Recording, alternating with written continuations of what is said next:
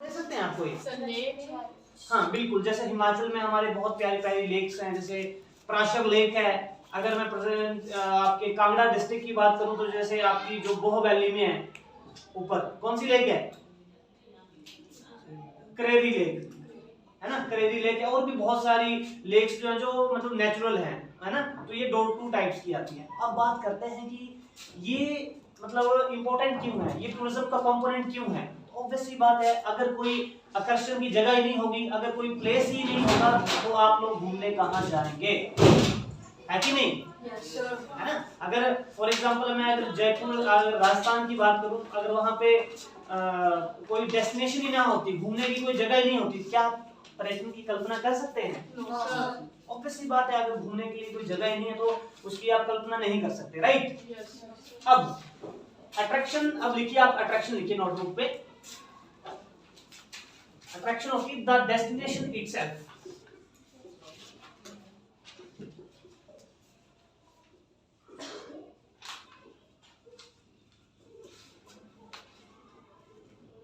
बिल्कुल आपके समझने के लिए बिल्कुल शॉर्ट सा लिखा रहा हूं आपको। अट्रैक्शन, उसके आगे लिखेंगे द डेस्टिनेशन इटसेल्फ, कि डेस्टिनेशन जो एक प्लेस है उसको हम अट्रैक्शन बोलते हैं, और द जो डेस्टिनेशन है, जो जगह है, उसको बोलते हैं हम अट्रैक्शन, ठीक है। The destination itself. अब टूरिज्म के दूसरे कंपोनेंट्स की बात करेंगे। जो सेकंड इसका कंपोनेंट है, बहुत इंपॉर्टेंट कंपोनेंट है, दैट इज एकोमोडेशन भी कंपोनेंट है, पर मैं आपको 1 to 1 बताऊंगा कि तीसरे नंबर पे क्यों आएगा। उसके बाद है आपका एक्सेसिबिलिटी। अब बात करते हैं, फॉर एग्जांपल आपने दिल्ली में ताजमहल घूमने जाना है, और ताजमहल क्या है, एक अट्रैक्शन है ना, ठीक है। अब ताजमहल आपने घूमने जाना है, आपने प्रेजेंटली दुगियारी से अपने स्कूल से ताजमहल के लिए घूमने जाना है। अब आप ऑब्वियस सी बात है, वहां तक जाने के लिए आप यातायात के साधन, जिसको हम मोड ऑफ ट्रांसपोर्ट बोलते हैं, उसका यूज करेंगे कि नहीं करेंगे? ऑब्वियस सी बात है, यहाँ से पैदल तो जाएंगे नहीं आप, है ना। ताजमहल के लिए ऑब्वियस सी बात है, आप कोई ना कोई साधन यूज करेंगे।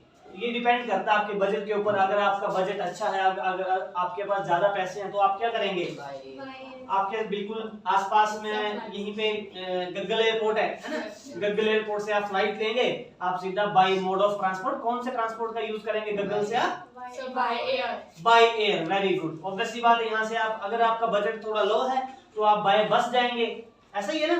आप तब जो आपका रोड ट्रांसपोर्ट है उसका यूज करेंगे। अब तीसरा ट्रांसपोर्ट बच गया हमारा वाई वाटर।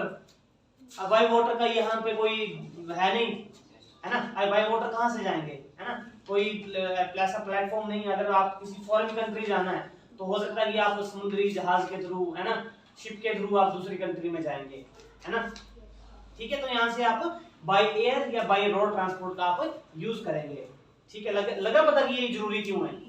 अगर एक्सेसिबिलिटी जो कंपोनेंट है वो भी नहीं होगा, तब भी हम टूरिज्म की कल्पना नहीं कर सकते। अब आपने कहीं यहाँ से, आपने किसी यूनाइटेड स्टेट से आपने कनाडा, अमेरिका घूमने जाना है ना, तो ऑब्वियस सी बात है, अगर एक्सेसिबिलिटी, अगर यातायात के साधन ही नहीं होंगे, तो हम वहां तक पहुंच सकते हैं? अगर वहां तक नहीं पहुंच सकते, तो फिर तब भी हम टूरिज्म की कल्पना नहीं कर सकते हैं। तो ये पॉइंट भी, ये एक इम्पोर्टेंट रोल प्ले करता है टूरिज्म इंडस्ट्री को ग्रो करने में, ठीक है। अब तीसरा जो कंपोनेंट है वो आता है एकोमोडेशन।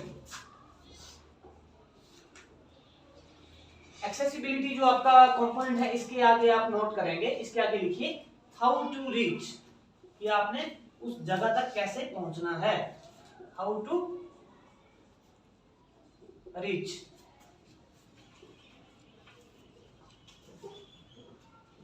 इसमें सीक्वेंस वाइज चला हुआ है आपका ना, पहले अट्रैक्शन है, आपका आकर्षण का केंद्र कोई जगह है, उस जगह तक जाना कैसे, आपने कैसे जाओगे, थ्रू एक्सेसिबिलिटी, यातायात के साधन, मोड ऑफ ट्रांसपोर्ट होगा, या बाय एयर, बाय रोड और बाय वाटर, ठीक है।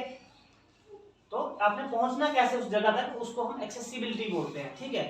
अब तीसरी बात आती है, जो इसका पर्यटन का तीसरा घटक है, जिसको हम कंपोनेंट्स भी बोलते हैं, वो है एकोमोडेशन।